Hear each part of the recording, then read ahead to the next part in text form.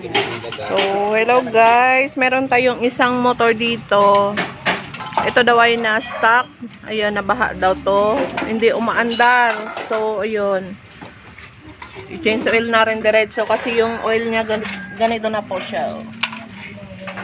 Tapos, nakita namin mayroong ganyan yan. Yung wire niya, nginat-ngat na ng daga. Putol-putol na siya. Ayun, sabi ni kuya, ayun, inakyatan na daw siya ng daga kasi nabaha. Siguro, ayun, pinamahayan na ng daga, nginat-ngat na yung mga wirings nito, guys. So, bubuhayin natin to, papaandarin natin.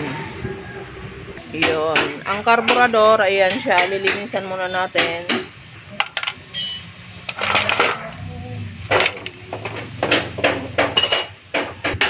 So guys, itong mga wire na putolo,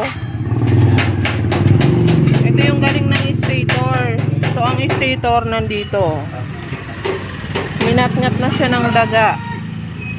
So yung ibang wiring, sitingnan pa natin, baka mayroon pa yan dyan minat-ngat ng daga. Kasi ito nga pinamaya ng daga. So yung ito, fuel filter niya mukhang barado na rin.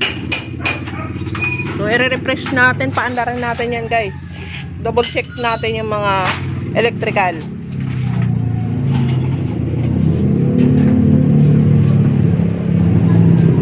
Yan.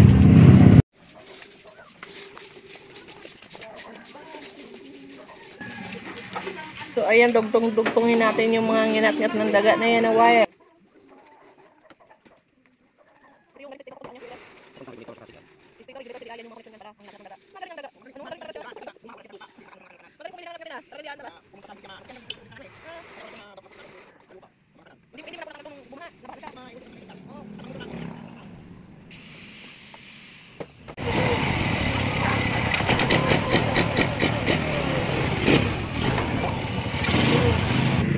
Napasok na yung stator ng tubig.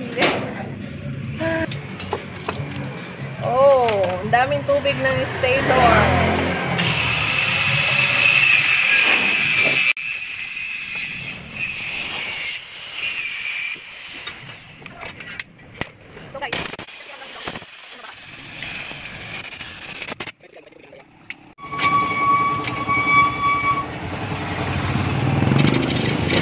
Ayan o. Andar na yung nalubog o. Konting templa na lang ng carburetor. So good na siya.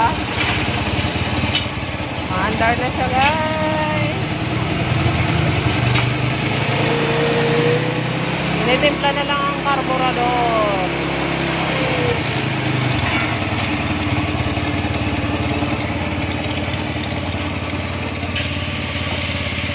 So, ang ating motor na nabaha, nginat-ngat ng daga yung mga wire, napaandar na natin. Very good.